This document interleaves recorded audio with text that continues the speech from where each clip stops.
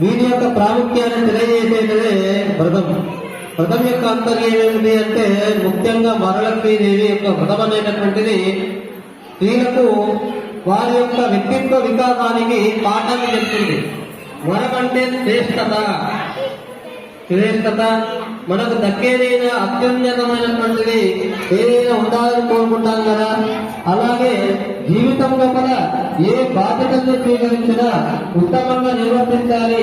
అయితే శ్రద్ధ కావాలి. ఆ శ్రద్ధాభక్తులకు చేసేటటువంటి సత్ఫలితాలను ఇస్తుంది. కాబట్టి ఇల్లైనా సరే మనం నివసించేటటువంటి గృహం మరియు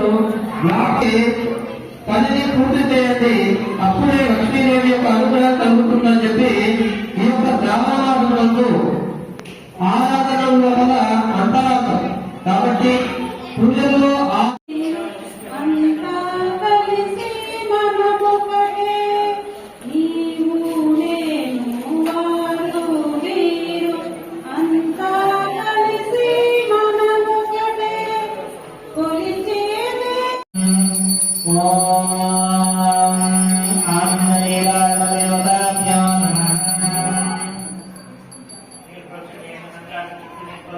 అమ్మవారి ముఖానికి పాదాన్ని చూపేయండి. ఆనంద